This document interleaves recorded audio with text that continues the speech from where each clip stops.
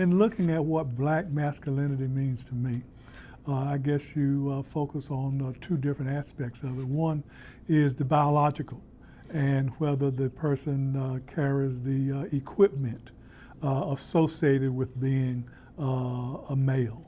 And being able to engage in those activities that I guess loosely define male-female relationships. The other part of that is more societal, and what society has defined masculinity as, or probably more importantly, what society has defined maleness as.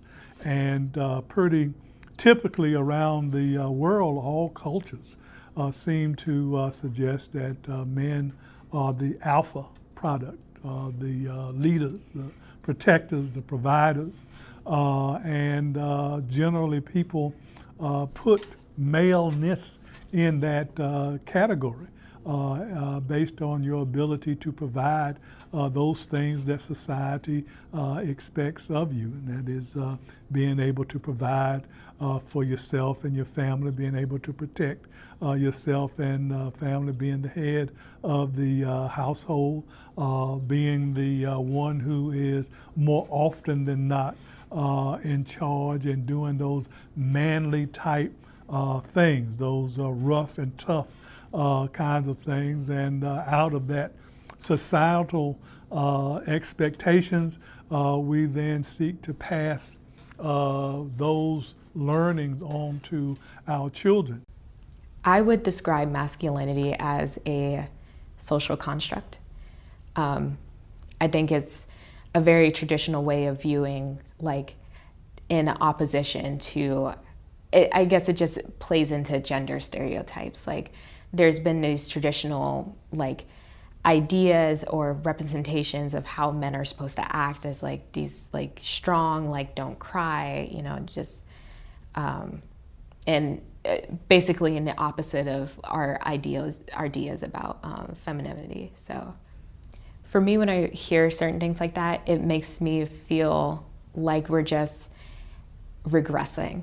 I think the media has had an effect on how black men do mold themselves growing up. I think that affects, you know, any race in particular and any, you know, religion in general. It does have, you know, the representation or lack thereof does have an effect on how you mold yourself. But in particular to black men, I think there has been a lot in the media, an unfair representation or an unfair, like, caricature that's been, you know, applied to black men. Like, you know, you see a black man on the news, and especially when there are, you know, black men that have died due to police brutality. I think there are certain news outlets that immediately bring up someone's past and not really framing the entirety of who that person was, because we're definitely not defined by our past actions. But I mean, you know, just in terms of media framing, it's just like you're framing this person based off of one or two things in their past actions, not that this person was a brother to someone, a son, a father, you know, trying to frame them in this stereotype that black men are put in as, like, thugs or, like, criminals, or, you know, had, like, the saggy jeans and, like, want to be in a rap video and everything like that.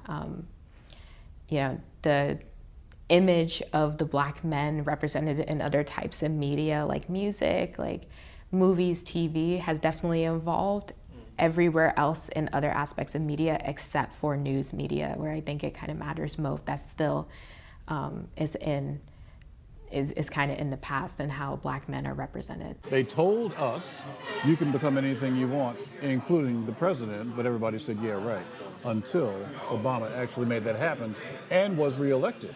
So he became something for children to aspire to, you know, as a man and as a symbol as the president. He also gave black males who are not the ones who are often seen on television, by that I mean not the ones who are behind the anchor desk or reporting, too often the default position for many years in television has been someone who's a deviant, someone who's a criminal, the people who are on television with the jumpsuits. And Obama gave the world, and certainly people in America, a very different impression because some people don't know black men in their day-to-day dealings. So unfortunately, they get their impressions of black men from whatever they're fed through the media. And what they see depends on which media they are using.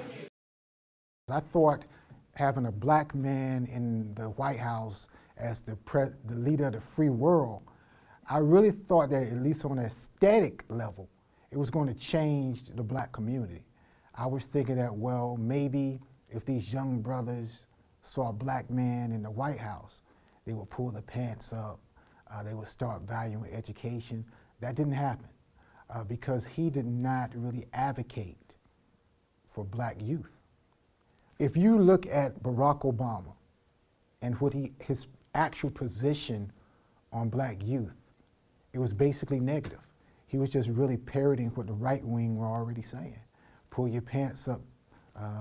And if you look at who he really went against, you can't really pull up where he called out a Rush Limbaugh or a Sean Hannity.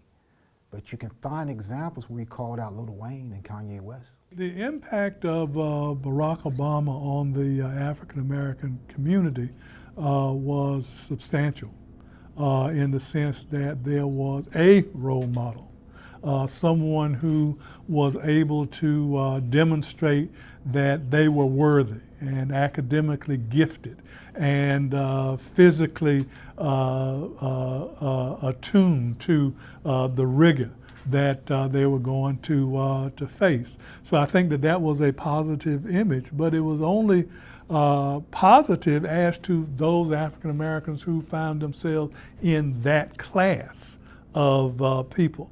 You still had a lower class of African Americans who I feel never were able to associate with Barack Obama because they saw him as being something other than them. After all, Barack Obama was multiracial. He was raised by a white family, not an African American family. He was raised in white communities, not an African American community. It was not until he got out of law school that he positioned himself in an African American community. So he escaped all of the traps that most African American men have to encounter and have to navigate through. He didn't have to do that. So he was viewed as being different, as an aberration, both by African Americans and certainly by whites, who saw the white half of him as being the thing that they gravitate to, and they could put behind them the black half of him that came from the African side. So yeah, I think that he was a positive role model for people who were on that class level or aspiring to be on that class level. But for the vast majority of African American males, I don't think that there is that same connection. They were proud of him and proud of what he was able to do, but they never pictured in their minds that they're going to be able to do what Barack Obama did. I believe that President Obama did as much as he could for the black community. I mean, he ran the entire country. So I think, in a smaller sense, observing what the president of, a student body at a university has to do, and observing what a chancellor I'm at the largest public university in the state, and the duties and how many different issues they have to tackle.